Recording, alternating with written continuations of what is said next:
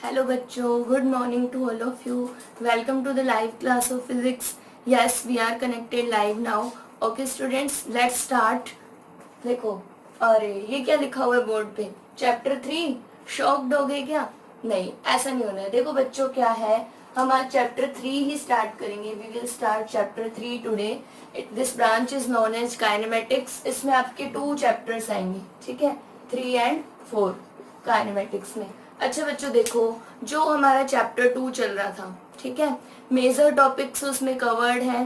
Clear है आपको? Notes भी आपने बना लिए हैं, बहुत सारे स्टूडेंट्स ने मुझे सेंड भी कर दिए हैं अपने नोट्स.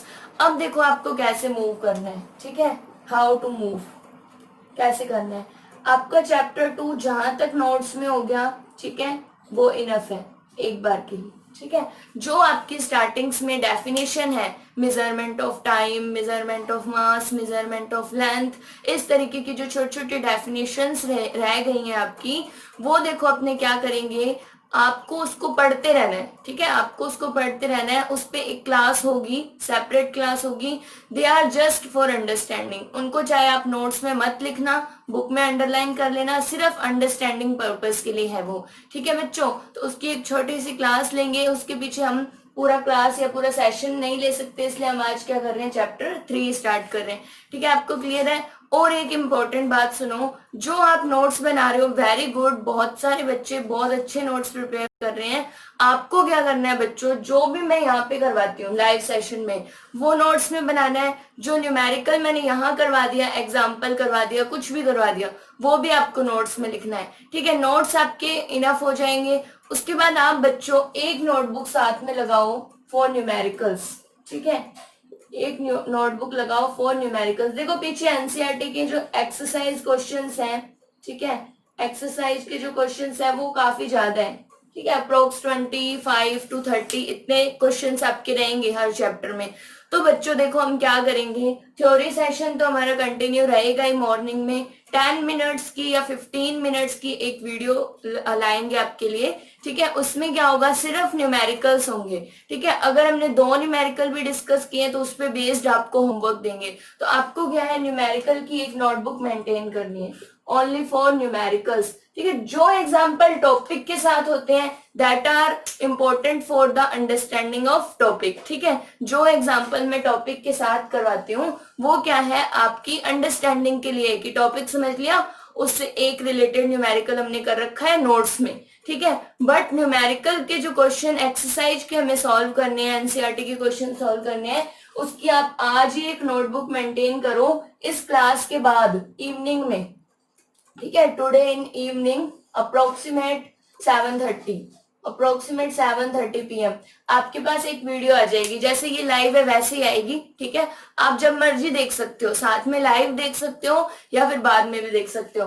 ठीक है, तो उस वीडियो में वो सिर्फ 15 मिनट्स की होगी, ओनली फॉर 15 मिनट्स. उसमें हम चैप्टर 2 के न्यूमेरिकल्स स्टार्ट करेंगे. What we will start the numericals of chapter 2. Done हो गया है चैप्टर 2. ठीक है, अब उसके न्यूमेरिकल सेशन, एक्सरसाइज के क्वेश्चन स्टार्ट करेंगे. तो आपके पास एक सेपरेट नोटबुक होनी चाहिए फॉर न्यूमेरिकल्स. ठीक है, आपको इसमें जितने भी इन 15 मिनट्स में जितने क्वेश्चन होंगे, 1 क्वेश्चन 2 क्वेश्चन, उस पे बेस्ड ही होमवर्क में 2 और 3 क्वेश्चन देंगे. वो भी एनसीईआरटी के ही होंगे. ठीक है, उससे रिलेटेड क्वेश्चन होंगे, वो आपको होमवर्क में करने हैं. और जो इस वीडियो में करवाएंगे वो भी आपको होमवर्क में इसी नोटबुक में करनी है, न्यूमेरिकल्स की नोटबुक में. ठीक है बच्चों, क्लियर है? अब बची बात, अगर आपका छोटा सा दिमाग में डाउट चल रहा हो, मैम चैप्टर 2 के स्टार्टिंग टॉपिक्स, ठीक है, वो टॉपिक बच्चों सिर्फ डेफिनेशंस हैं, वो अंडरस्टैंडिंग बेस्ड है. एक बार आप उसको पढ़ते रहो. ठीक है, मैं उस पर क्लास लूंगी आपकी, एक बार आप उसको पढ़ते रहो, फिर बाद में बुक में अंडरलाइन करके रख लेना. ठीक है, दे आर लेस इंपॉर्टेंट. अब आज जो हम स्टार्ट करेंगे वो चैप्टर 3 स्टार्ट करेंगे. ठीक है बच्चों, डरना नहीं है. कुछ नहीं होता, वो टॉपिक भी अपने पूरे हो जाएंगे. देखो ये समझ में आ गया सबको, यस और नो बताओ कमेंट सेक्शन में. समझ में आ गया कैसे मूव करना है? थ्योरी की आपकी नोटबुक चल ही रही है, आप वर्क चेक करवा ही रहे हो, एक नोटबुक मेंटेन कर लो फॉर एनसीईआरटी न्यूमेरिकल्स. तो देखो हम आगे थ्योरी में मूव करते रहेंगे और एक 10 to 15 मिनट्स की इवनिंग में क्लास डालेंगे जिसमें न्यूमेरिकल्स रहेंगे. ओनली न्यूमेरिकल्स की प्लेलिस्ट रहेगी वो बच्चों, ओनली न्यूमेरिकल्स की प्लेलिस्ट. ठीक है बच्चों, क्लियर है ना? यस और नो बताओ, क्लियर है आपको ये सब चीजें? तो ऐसे हम मूव करेंगे अब से, ठीक है? तो ऐसे मत सोचना कि कुछ छूट जाएगा, कुछ नहीं छूटेगा। देखो बच्चों,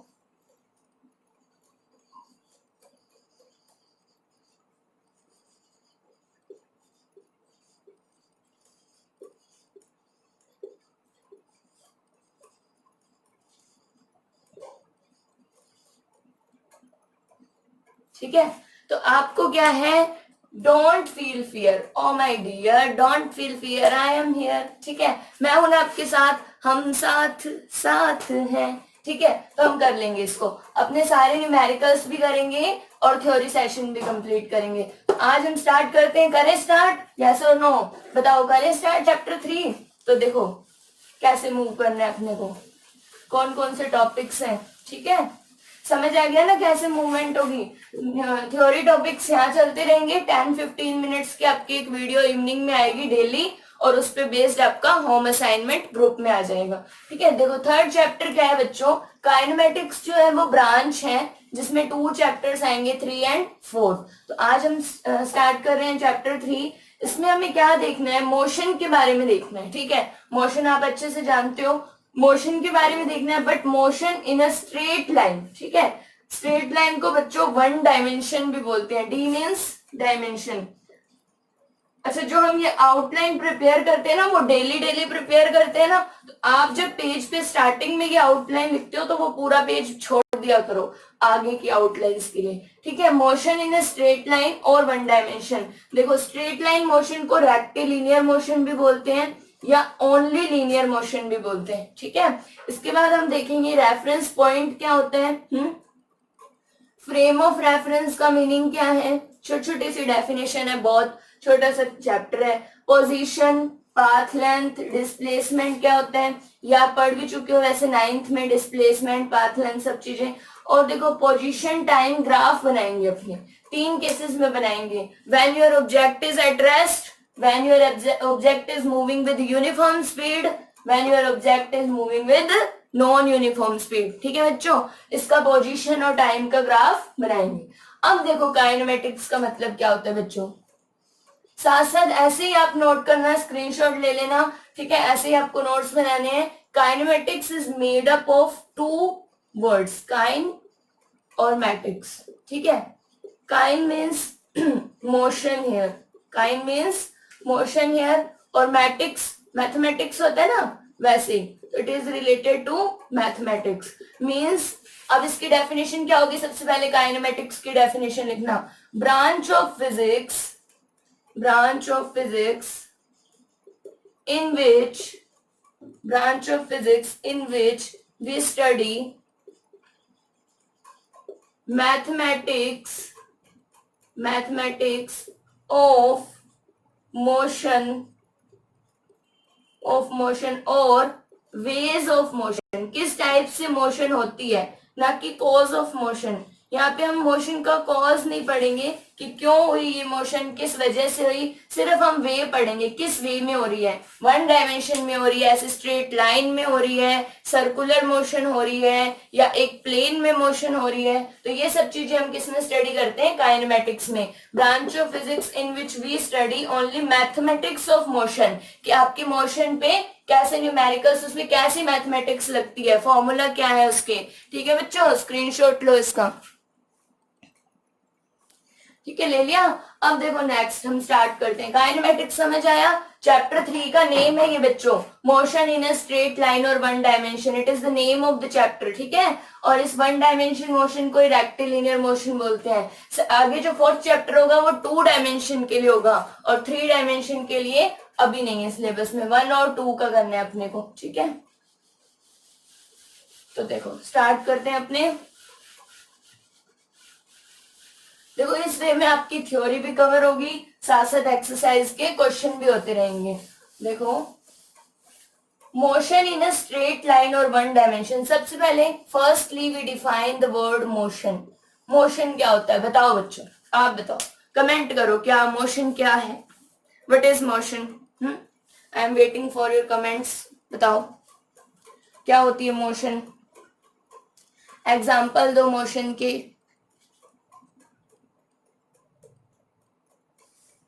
बताओ बताओ, मोशन क्या है? देखो बच्चों, I am moving, this is motion, ऐसे चल रहे हैं, ये भी मोशन है, ठीक है। Any object is travelling with the speed, किसी भी स्पीड से कोई ऑब्जेक्ट ट्रेवल कर रहा है, वो भी क्या है? मोशन है। एयर फ्लो हो रही है, मोशन है। ब्लड का फ्लो हो रहा है, मोशन है, ठीक है। अर्थ रोटेट कर रही है, मोशन है। अर्थ रिवॉल्व कर रही है, ये भी मोशन है। तो बहुत सारी मोशंस हैं। मोशन को डिफाइन कैसे करोगे?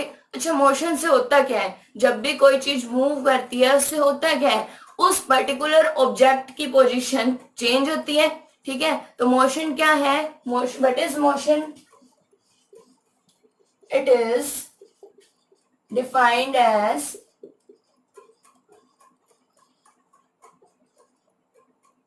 change in position, change in position with time, ऐसे लिख लो, change in position of any object with time, ठीक है। तो यही क्या है? मोशन है। एग्जाम्पल तो बेटा जितने मर्जी लिख लो, ठीक है, कितने मर्जी एग्जाम्पल लिख लो। मूविंग कार, ठीक है, ब्लड फ्लो, अर्थ रोटेशन, ठीक है, और बताओ, मूविंग पर्सन, ऑब्जेक्ट, कुछ भी, कोई भी चीज मूव कर रही है, अपनी पोजीशन में चेंज आ रहा है उसका, तो वो क्या हो जाएगा? मोशन हो जाएगा। लिख लो इसको, ठीक है, स्क्रीनशॉट ले लो। डेफिनेशन ऑफ मोशन लिखना, उसके बाद काइनेमेटिक्स के बाद फर्स्ट टॉपिक आपका मोशन को डिफाइन किया। देखो, पहले मोशन डिफाइन करेंगे, उसके बाद ही तो बताएंगे स्ट्रेट लाइन मोशन क्या है, ठीक है। तो it is definition of motion, example हो गया, ठीक है। बाईसाइकिल राइड कर रहे हो, इस तरीके से राइडिंग ऑफ बाईसाइकिल, ये भी मोशन है। नेक्स्ट देखो, आ रहा है ना समझ? बताओ भाई, समझ में आ रहा है ना? चलो, तो अच्छी बात, आ रहा है तो देखो, motion in a straight line और वन डायमेंशन। देखो, स्ट्रेट लाइन का मतलब क्या होता है बच्चों? स्ट्रेट लाइन और वन डायमेंशन, डायमेंशन तो अभी आपको क्लियर हो जाएगी। डायमेंशन है ना, 3 टाइप्स की होती है। जैसे ही मैं रेफरेंस पॉइंट बताऊंगी, आपको डायमेंशन क्लियर हो जाएगी, और फ्रेम ऑफ रेफरेंस, उसके बाद हम ये टर्म्स लेंगे, छोटे छोटे टर्म्स लेंगे, ठीक है। तो देखो बच्चों, स्ट्रेट लाइन मोशन का अनदर नेम क्या है? Rectilinear motion, rectilinear motion. इसको डिफाइन कर देते हैं। जैसे देखो, है ना, आपका कोई ऑब्जेक्ट है, ऐसे मूव किया और इसी लाइन में मूव कर रहा है, फॉरवर्ड भी मूव कर सकता है और बैकवर्ड भी मूव कर सकता है, ठीक है। इसको डायग्राम में बना लेना, ये हेडिंग देना, उसके बाद ये ऑब्जेक्ट बनाना, ये कोई ऑब्जेक्ट है। जैसे आपकी एकदम स्ट्रेट रोड है, स्ट्रेट रोड पे कार मूव कर रही है, या कुछ भी, कोई भी व्हीकल मूव कर रहा है, पर्सन मूव कर रहा है, तो ये आपका ऑब्जेक्ट है। जैसे देखो, ऐसे मूव कर रहा है स्ट्रेट लाइन में, ठीक है। स्ट्रेट लाइन में it can be move forward, ठीक है, और बैकवर्ड। इसमें डायग्राम से ही समझा देंगे अपने, हेडिंग दो, ये डायग्राम बना दो, ठीक है। स्ट्रेट लाइन मोशन का डायग्राम बना दो। फॉरवर्ड भी हो सकता है, ऐसे भी जा सकता है आपका ऑब्जेक्ट, है ना, और बैकवर्ड भी आ सकता है। और क्या सिचुएशन हो सकती है? This is your first situation for straight line motion. Second situation बच्चों ऐसे हो सकती है ना, रोड आपकी ऐसे भी हो सकती है, रोड आपकी ऐसे भी हो सकती है। तो जो आपका ऑब्जेक्ट है स्ट्रेट लाइन में ऐसे भी मोशन कर सकता है, देखो ऐसे भी मोशन कर सकता है। तो इस टाइम पे जो ऑब्जेक्ट है, उसके 2 केसेस कौन कौन से हैं? अपवर्ड मोशन कर सकता है वो, और बैकवर्ड मोशन कर सकता है बच्चों। क्लियर है ना? ठीक है, साथ साथ लिखना है, लिखते रहो, स्क्रीनशॉट लेना है, लेते रहो, समझ में आना चाहिए आपको। कोई भी डाउट हो पूछना, ठीक है ना। देखो, स्ट्रेट लाइन मोशन मतलब एक स्ट्रेट लाइन में चलो, ऐसे सीधे सीधे बिल्कुल स्ट्रेट लाइन में, ठीक है, ये चीज होती है स्ट्रेट लाइन मोशन। तो इस तरह से भी जा सकते हो आप, इस तरीके से भी जा सकते हो, ठीक है। तो इसको लिखो, ले लो इसका screenshot. Straight line motion one dimension अभी समझाते हैं। वन डायमेंशन मतलब ये डायमेंशन इसकी एक ही है, एक स्ट्रेट लाइन है। डायमेंशन 3 होती है, एक्स, वाई और जेड, ऐसे होती है बच्चों। देखो, इस बोर्ड को देखते रहो, बोर्ड की जो ये वाली एक्सिस है ना, इसको एक्स मान लो, है ना, एक्स मान लो। ये वाली जो एक्सिस है ना, इसको वाई मान लो, ठीक है। और जो ये आपको बाहर की तरफ जो मैंने ये मार्कर दिखाया, ठीक है, इस पर्टिकुलर पॉइंट से, इस पॉइंट से बाहर की और ऐसे मार्कर दिखाया, ये आपकी जेड एक्सिस है। जेड एक्सिस देखो, दो एक्सिस मिलके एक प्लेन बनता है, एक्स एंड वाई, और प्लेन के जो ये परपेंडिकुलर एक्सिस है ये कौन सी है, जेड। तो टोटल 3 एक्सिस होती हैं, एक्स वाई एंड जेड। आपको मोशन कौन सी एक्सिस में पढ़ना है, वन डायमेंशन मीन्स कोई भी एक एक्सिस ले लो, एक्स ले लो, वाई ले लो, जेड ले लो, कोई भी एक एक्सिस ले लो, ये मतलब होता है वन डायमेंशन का। ठीक है ना। अब देखो नेक्स्ट करते हैं अपने, ठीक है, इसको रेक्टिलिनियर मोशन, लीनियर भी बोल देते हैं और इन फिजिक्स रेक्टिलिनियर भी बोल देते हैं, नॉर्मली लीनियर मोशन ही बोलते हैं इसको। देखो अब करते हैं अपने रेफरेंस पॉइंट। ठीक है, रेफरेंस पॉइंट क्या होता है, जो कोई भी ऑब्जेक्ट है वो मूव करेगा तो पर्टिकुलर टाइम पे उसकी पोजीशन होगी ना, we are defining reference point. ठीक है, देखो बच्चों, जब भी ऑब्जेक्ट मूव कर रहा है, अभी मैं यहाँ पे हूं, ठीक है, मूव करके यहां तक आ गई, तो एक पोजीशन ये थी, दूसरी पोजीशन ये है। ठीक है बच्चों, when object is moving, when object is moving it is on any position. ठीक है, किसी ना किसी पोजीशन पे तो होगा। मान लो t इज इक्वल 1 सेकेंड पे a पोजीशन पे है, t इज इक्वल 2 सेकेंड पे b पोजीशन पे आ गया। ठीक है, तो पोजीशन होती है किसी भी पर्टिकुलर ऑब्जेक्ट की व्हाइल मूविंग। तो उस पोजीशन को डिनोट करने के लिए, रिप्रेजेंट करने के लिए, to represent the position of moving object, ठीक है, we need a reference point. कहां से मेजर करोगे, मैं यहाँ खड़ी हूं, कहां से मेजर कर रहे हो आप, मेरी पोजीशन यहां चलेगी, कहां से मेजर कर रहे हो। ठीक है, तो वो पर्टिकुलर रेफरेंस पॉइंट होना चाहिए जहां से आप उसको मेजरमेंट लो पोजीशन का। देखो इसकी डेफिनेशन क्या होगी, to represent position of any moving object we need a reference point. We need a reference point. ठीक है, reference point is defined as, ठीक है, ये इसकी डिफाइन होगी। मतलब अपने को क्या चाहिए होता है, एक रेफरेंस पॉइंट चाहिए होता है। इट इज रिक्वायर्ड, ऐसे लिख लो, it is required to represent position of any moving object. ठीक है, तो बच्चों देखो कैसे बनता है रेफरेंस पॉइंट और कैसे होती है एक्सिस, वो बना देते हैं अभी अपने। ये डेफिनेशन कर लेना नोट। देखो this is your x-axis, this is your y-axis and this one is your z-axis। बच्चों ये ऐसे नहीं है, बनाई ऐसे है लेकिन ये ऐसे नहीं है, याद रखना, ये ऐसे होती है z-axis, यूं प्लेन के परपेंडिकुलर ऐसे। ठीक है, प्लेन के परपेंडिकुलर आउटसाइड इसको बोल दो, तो इस बोर्ड के बैक साइड क्या है, इनवर्ड डायरेक्शन होती है, ये आउटसाइड डायरेक्शन, ये इनवर्ड। x तो ऐसे ही है और माइनस एक्स ऐसे है, y is like this minus Y is like this. ठीक है बच्चों, तीनों एक्सिस क्लियर होगी ना। तो रेफरेंस पॉइंट समझाएंगे अभी आपको क्या होता है, तीनों एक्सिस जिस पॉइंट पे। अच्छा, इसकी एक और डेफिनेशन भी लिख लो यहीं पे, we need a reference point हो गया ना, ये तो पता चल गया कि नीड क्या है रेफरेंस पॉइंट की। एक डेफिनेशन और लिख लो, three axis meet at one point, three axes meet at one point is known as origin or reference point, origin और reference point। ठीक है, ये है मेन डेफिनेशन। तो जो थ्री एक्सिस होती हैं आपकी एक्स वाई एंड जेड, वो एक पॉइंट पे मीट करती हैं। ठीक है, that point is known as your origin और ऑल्सो रेफरेंस पॉइंट। और रेफरेंस पॉइंट की नीड हमें क्यों है, किसी भी पर्टिकुलर ऑब्जेक्ट की पोजीशन को बताने के लिए। ठीक है बच्चों, देखो ले लिया स्क्रीनशॉट, अब आगे देखते हैं, इसको बना देते हैं, यहाँ पे रेफरेंस पॉइंट बना देते हैं।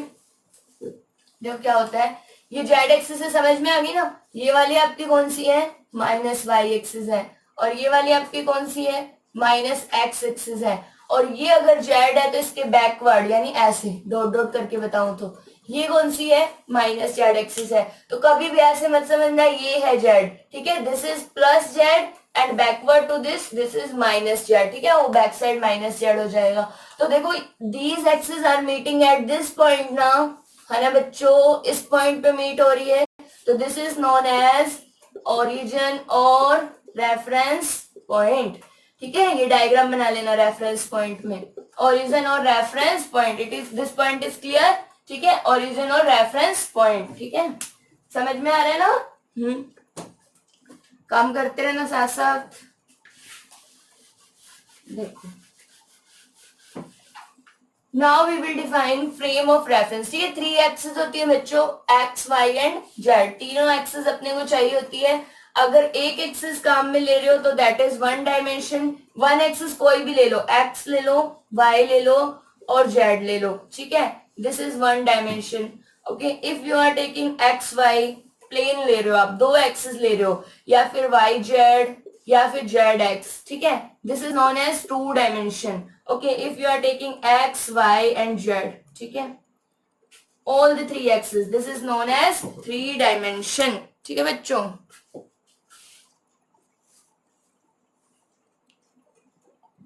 ये 3 डायमेंशन हो जाएगा। अब जल्दी से फ्रेम ऑफ रेफरेंस डिफाइन कर लेते हैं अपने, इसी डायग्राम के साथ ही लिख लेना, if we add time coordinate along with position coordinates,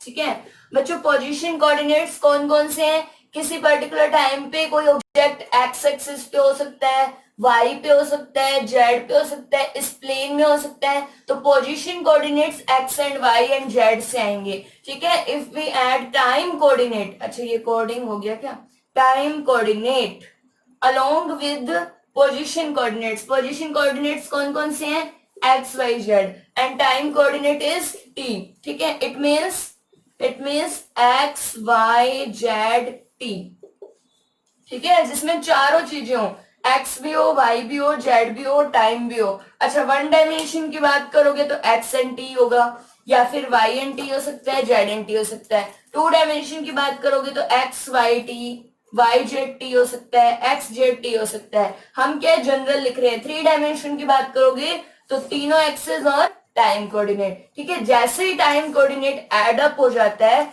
it is if we add time coordinate along with position coordinates known as frame of reference, clear है ना बच्चों, फ्रेम ऑफ रेफरेंस, ठीक है, इसको बोलते हैं। मतलब आप अब टाइम को भी कंसीडर कर रहे हो कि आपका जो ऑब्जेक्ट है, सपोज ये ऑब्जेक्ट है, ये आपका ऑब्जेक्ट एक्स एक्सिस पे है, t इज इक्वल 1 सेकेंड पे, ठीक है, तो आपने टाइम को भी कंसीडर कर लिया, तो ये फ्रेम ऑफ रेफरेंस होता है। ये डायग्राम बना सकते हो फ्रेम ऑफ रेफरेंस के नीचे, ठीक है, ये ऑब्जेक्ट आपका इस टाइम पे है। अब लेते हैं अपने नेक्स्ट टॉपिक, पोजीशन का, पाथ लेंथ का और डिस्प्लेसमेंट का, ठीक है। बताओ क्लियर हो रहा है ना यहाँ तक, छोटी छोटी सी डेफिनेशन है बच्चों, मोशन आप अच्छे से जानते हो, बेसिक चीजें ये बहुत, इस पे न्यूमेरिकल्स अच्छे रहेंगे, सारे करेंगे हम। न्यूमेरिकल्स के लिए देखो मैंने कितना अच्छा वे ढूंढ लिया आपके लिए, है ना, अलग से छोटे से क्लास 10 मिनट्स की, 15 मिनट्स की, इससे ज्यादा नहीं होगी। देखो फ्रेम ऑफ रेफरेंस हो गया, frame of reference done, rectilinear done, reference point done. अब देखो पोजीशन, अब इतनी देर से आप position, path length and displacement बच्चों, ठीक है। देखो मैं एक डायग्राम बना रही हूँ, उसमें सब समझा देंगे। अपने क्या पढ़ रहे हैं, वन डायमेंशन, तो अपने वन डायमेंशन का डायग्राम बनाते हैं। देखो ये मैंने ओरिजिन फॉर्म कर लिया है, ये प्लस एक्स एक्सिस है और ये माइनस एक्स एक्सिस है, फॉरवर्ड डायरेक्शन, बैकवर्ड डायरेक्शन। यहाँ पे पर्टिकुलर मैंने लिखा 100 मीटर, ठीक है, दिस इज अबाउट 200 मीटर, 200 लिख लो, चलो सिंपल ही लिख लेते हैं, ठीक है, इतना क्या 300 मीटर, आप तो सिंपल सिंपल ही जानते हो बस, है ना। कोई बात नहीं, सारा सिखा देंगे आपको। 400 मीटर इतना लिख देते हैं। यहाँ पे माइनस में 100 मीटर, ठीक है, और माइनस में 200 मीटर। डिस्टेंस एक्सिस लिए ना हमने, एक्स एक्सिस ली है तो मीटर में ले रहे हैं। डायमेंशन पता है ना आपको। यहाँ पे कोई पॉइंट लिख देते हैं P, और यहाँ पे कोई पॉइंट लिख देते हैं A, लिख देते हैं। चलो ठीक है, लिख दिया हमने, P और A लिख दिया। अब देखो पोजीशन का मतलब क्या होता है बच्चों, पोजीशन कैसे डिफाइन करोगे। यहाँ कुछ लिख लो XYZ Q, पोजीशन कैसे डिफाइन करोगे। पोजीशन क्या होती है बच्चों, पर्टिकुलर टाइम पे आपका ऑब्जेक्ट कहाँ पे, where the object is at particular time, ठीक है।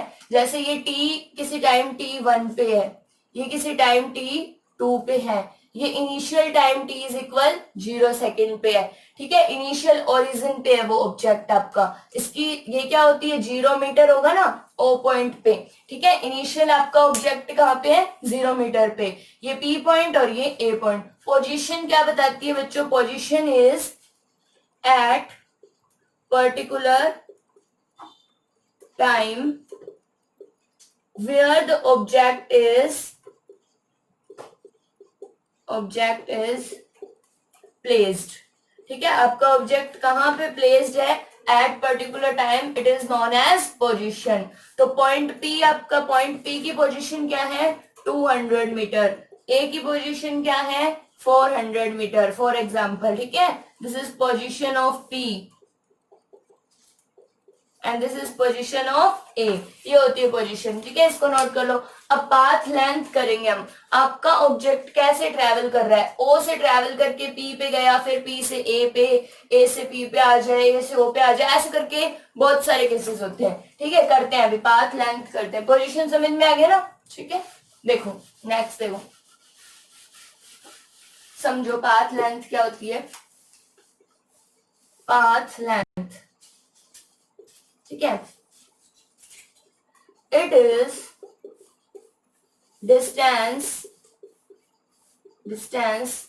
traveled या traversed, distance traveled by an object from, या फिर ऐसे लिख लो, डिस्टेंस ट्रेवल करेगा एक object to move from one position to another. Point ही पोजीशन है, एक पोजीशन से दूसरी पोजीशन पे वो जाएगा जब, तो कितनी डिस्टेंस ट्रेवल की है, that is your path length. एक बच्चों यूं स्टार करके लिख लेना, इट इज स्केलर क्वांटिटी। बच्चों स्केलर वेक्टर क्या होता है ना, ये आप चैप्टर 4 में पढ़ोगे। फिलहाल के लिए इतना समझना, स्केलर क्वांटिटी होती है ना, इसमें ओनली मैग्नीट्यूड होता है। मैग्नीट्यूड मीन्स आपको याद है ना, न्यूमेरिकल वैल्यू होती है, डायरेक्शन नहीं होती है इसमें। क्या नहीं होती, डायरेक्शन नहीं होती। आप कैसे भी मूव कर लो, फॉरवर्ड बैकवर्ड, डायरेक्शन का रोल नहीं है स्केलर क्वांटिटी में। तो जो आपकी डिस्टेंस है या आपका पाथ लेंथ है, वो कैसी क्वांटिटी होती है, स्केलर क्वांटिटी होती है, ठीक है बच्चों। डेफिनेशन देखो, कोई भी ऑब्जेक्ट आपका कितना जो है वो ट्रैवल कर रहा है, कितनी डिस्टेंस ट्रैवल कर रहा है। सपोज आपका ऑब्जेक्ट O से P पे गया फर्स्टली, ठीक है, O से P पे, then P to A and back A to P, ठीक है। देखो मैं लिखती हूँ इसको, फिर आप बताना टोटल पाथ लेंथ बताना। पाथ लेंथ होती है टोटल डिस्टेंस कितनी कवर हुई है, ये एक वर्ड और ऐड कर दो, इट इज टोटल डिस्टेंस, ठीक है। अगर बहुत सारे पाथ से जा रहा है तो टोटल डिस्टेंस होती है। देखो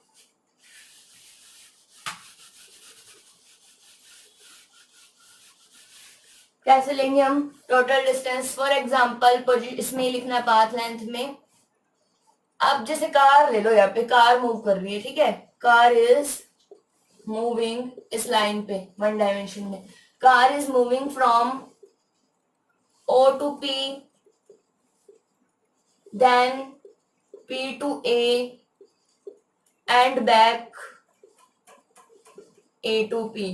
तो देखो सबकी ऐड करना है, यहाँ पे डिस्टेंस कितनी हो जाएगी, देखो डिस्टेंस कितनी हो जाएगी। पहले कहाँ गया है, O से P गया है, तो O से लेके P तक OP, प्लस फिर कहाँ गया है, P से A तो PA, देन फिर A to P, it means AP, ठीक है। देखो अब O से P तक कितनी डिस्टेंस ट्रेवल की इसने, 0 पे था 200 पे चला गया, 200 मीटर डिस्टेंस ट्रेवल की। अब 200 पे तो वो था, 400 पे चला गया, तो इनका डिफरेंस कितना है? 200 से 400 पे गया, कितने डिस्टेंस ट्रेवल की है? 200 ही तो ट्रेवल की है ना। और फिर वापस ए से पी पे आ रहा है, फिर वापस ए से पी पे, तो वापस 200 ट्रेवल करके आएगा। ठीक है, 200 ट्रेवल करके आएगा। तो देखो टोटल जो डिस्टेंस है वो 600 metre. 600 metre, this is your path length. ये जितना भी पाथ उसने कवर किया उसकी लेंथ है। ठीक है, पोजीशन समझ में आई? पर्टिकुलर टाइम पे ऑब्जेक्ट कहाँ पे है, path length is the distance, इसको समझना, अब डिस्प्लेसमेंट को समझना। ठीक है, समझो, डिस्प्लेसमेंट को समझते हैं। बहुत छोटी छोटी सी डेफिनेशन है क्या कुछ इसमें? बताओ, तुम खुद ही बताओ, इतना सिंपल सिंपल है। देखो डिस्प्लेसमेंट क्या होता है? डिस्प्लेसमेंट बच्चों होता है थोड़ा सा ही फर्क है डिस्टेंस और डिस्प्लेसमेंट में। ठीक है, अब आप ये देख लेना, जो आपकी डिस्प्लेसमेंट है ना वो डिस्टेंस के इक्वल हो सकती है, ठीक है, और इक्वल नहीं भी हो सकती। ठीक है, इक्वल हो भी सकती है और इक्वल नहीं भी हो सकती। और याद रखना डिस्टेंस आपकी हमेशा ज्यादा ही होगी डिस्प्लेसमेंट से, इक्वल हो सकती है, इसमें कोई दिक्कत नहीं है। अभी मैं आपको प्रूफ करके बताऊंगी, इसमें डिस्टेंस ज्यादा होती है डिस्प्लेसमेंट से और इक्वल होती है। देखो डिस्प्लेसमेंट क्या होती है? डिस्प्लेसमेंट है ना पर्टिकुलर टाइम इंटरवल में फाइनल और इनिशियल पोजीशन का डिफरेंस होता है। जैसे देखो फाइनल और इनिशियल सबको ऐड नहीं करना, सारे टोटल पाथ को ऐड नहीं करना। इट इज, ऐसे लिख लेते हैं, it is defined as, it is defined as distance covered in particular time interval, और हम इसको ऐसे बोल सकते हैं, डिस्प्लेसमेंट को ऐसे लिख सकते हैं, displacement is equal final position minus initial position. ठीक है, पर्टिकुलर टाइम इंटरवल में final position minus initial position, ये आपकी डिस्प्लेसमेंट होती है। ठीक है, जैसे देखो एग्जांपल ले लेंगे अभी, और याद रखना है ये वेक्टर क्वांटिटी होती है। वेक्टर मींस स्केलर में तो मैग्नीट्यूड होता है ना, इसमें मैग्नीट्यूड भी है और डायरेक्शन भी है। चैप्टर 4 में स्केलर और वेक्टर का, ठीक है, मैग्नीट्यूड डायरेक्शन दोनों होती है। अब देखो डिस्प्लेसमेंट एक तरीके से डिस्टेंस ही कवर होती है, लेकिन एक टाइम इंटरवल में होती है, और इनिशियल और फाइनल का ही लेना है अपने को। फाइनल और इनिशियल का क्या लेना है? डिफरेंस लेना है। अब बच्चों देखो आपको एग्जांपल देते हैं, जैसे देखो T1 टाइम पे, जैसे ये T1 टाइम पे है, T1 टाइम पे जो ऑब्जेक्ट है उसकी पोजीशन सपोज कर लो x1 है, और T2 टाइम पे पोजीशन कितनी है? x2 है। इसको x1 बोल दो और इसको x2 बोल दो।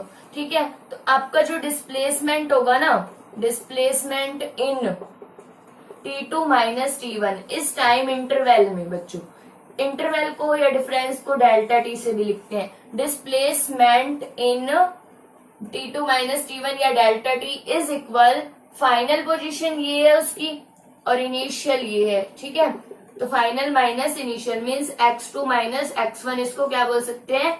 डेल्टा x बोल सकते हैं बच्चों, ये होता है आपका। ठीक है, पहले ऑब्जेक्ट T1 यहाँ था, फिर T2 पे यहाँ चला गया, 4 सेकंड पे यहाँ था, 10 सेकंड पे यहाँ है, तो 10 माइनस 4, 6 सेकंड के इंटरवल में वो कितना डिस्प्लेस हुआ? 200 से 400, यानी 200 मीटर वो डिस्प्लेस हो गया। ठीक है, अब अपने डिफरेंस समझते हैं इन दोनों का। सेम कब हो सकते हैं और ग्रेटर कब हो सकती है डिस्प्लेसमेंट? ठीक है बच्चों, ये डिस्प्लेसमेंट होती है किसी पर्टिकुलर टाइम इंटरवल में। सेम क्वेश्चन जो पहले लिया था ना वही वापस लिख रही हूँ। अब उसमें देखना डिस्टेंस और डिस्प्लेसमेंट देखना, दो पार्ट्स में करते हैं क्वेश्चन को। एक क्वेश्चन स्टार्ट करते हैं जिसमें ये प्रूफ हो जाएगा कि कौन सी वैल्यू ग्रेटर होती है, इक्वल होती है। एक बात याद रखना, डिस्प्लेसमेंट है ना, जो डिस्प्लेसमेंट में और may not be equal to distance, ठीक है। इक्वल हो भी सकती है और नहीं भी हो सकती। तो देखो कैसे करेंगे, अपने क्वेश्चन लेते हैं दो पार्ट्स में, ठीक है। जो आपकी कार है ना वो कैसे मूव कर रही है, O to A, sorry O to P, then P to A, ठीक है, O to P, P to A और बैक, फिर A टू P बैक आ जाएगी, ठीक है। उसके बाद यहाँ से A तक जाने के बाद A टू P बैक आ जाएगी। बच्चों इस केस में डिस्टेंस बताओ, पाथ लेंथ बताओ और डिस्प्लेसमेंट बताओ।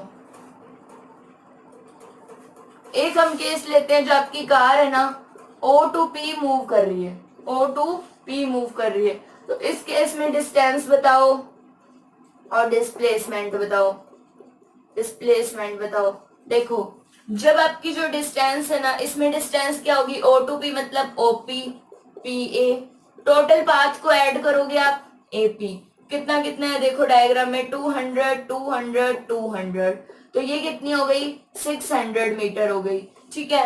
अब देखो डिस्प्लेसमेंट, स्टार्ट कहां से किया था, O से, एंड कहां पे किया, P पे, तो इनिशियल तो आपका O है ना, और फाइनल आपका क्या है, P है, फाइनल पॉइंट आपका क्या है, P है। दोनों का डिफरेंस ले लो, P और A का डिफरेंस, तो 200 माइनस 0 मीन्स 200 मीटर, ये डिस्प्लेसमेंट है। तो देखो डिस्प्लेसमेंट और डिस्टेंस इक्वल नहीं है, इक्वल हो भी सकती है और नहीं भी हो सकती है। और रिलेशन क्या होता है बच्चों, हमेशा डिस्टेंस ज्यादा होती है, अपने देख सकते हैं यहाँ पे। O टू P देखो, O टू P कितनी डिस्टेंस ट्रेवल होगी, OP तो होगी, दैट इज 200 मीटर, और इनिशियल पॉइंट O है, फाइनल P है, तो देखो P माइनस O वाली पोजीशन कितनी है, 200 मीटर ही है। तो इस केस में दोनों क्या है, इक्वल है। So hence we can write, इस एग्जांपल से हम क्या लिख सकते हैं बच्चों, देख लो इसको, स्क्रीनशॉट ले लो। क्या लिख सकते हैं हम, मे और मे नॉट भी इक्वल लिख दिया। We can write like this, distance always, अगर आपके पास ये चार ऑप्शन है, डिस्टेंस इज इक्वल डिस्प्लेसमेंट, ठीक है, ऑलवेज इक्वल होता है क्या, या distance is less than displacement, ठीक है, और distance is greater than equal displacement. कौन सा सही हो जाएगा बताओ, कमेंट करो, तीनों में से कौन सा सही हो जाएगा। 3 ऑप्शन है आपके पास, देखो डिस्टेंस ग्रेटर आ रही थी, इक्वल भी आ रही थी, तो ऐसा हो सकता है, ग्रेटर भी हो सकती है और इक्वल भी हो सकती है। तो बच्चों ये छोटी छोटी सी टर्म्स थी, डिस्टेंस क्या होती है, डिस्प्लेसमेंट क्या होती है, ठीक है, पाथ लेंथ किसको बोलते हैं, पोजीशन किसको बोलते हैं, रेक्टिलिनियर मोशन क्या होती है, वन डायमेंशन का मतलब क्या है, फ्रेम ऑफ रेफरेंस क्या है, रेफरेंस पॉइंट क्या है। तो ये बहुत छोटी छोटी सी टर्म्स आज हमने कवर की। ग्राफ बनाना था, चलो ग्राफ नेक्स्ट क्लास में बनाते हैं, ठीक है। आज के लिए हम इतना ही करते हैं। और बच्चों देखो टुडे 7:30 PM, टुडे 7:30 PM आपका क्या होगा, न्यूमेरिकल सेशन होगा 15 मिनट्स का, जस्ट 15 मिनट्स का। एक न्यू नोटबुक मेंटेन करो फॉर द न्यूमेरिकल्स, एनसीईआरटी के एक्सरसाइज क्वेश्चंस के लिए, ठीक है। उसमें हम कवर करेंगे 1 बाय 1, ठीक है। 2 क्वेश्चन आपको बता देंगे, उसमें उसी पे बेस्ड होमवर्क दे देंगे। और ये होमवर्क तो आपको थ्योरी वाली नोटबुक में करना ही है। आपकी जो थ्योरी की नोटबुक चल रही है ना, थ्योरी की नोटबुक में ये सब किया करो जो इस वाली प्लेलिस्ट में चले, और न्यूमेरिकल सेशन के लिए अलग नोटबुक मेंटेन करो। यहाँ थ्योरी के साथ अगर कोई एग्जाम्पल हो जाता है, न्यूमेरिकल हो जाता है, उसको भी थ्योरी वाले में ही ऐड करना है। क्लियर है, कोई भी डाउट हो पूछ लेना मुझसे, ठीक है। Thank you so much.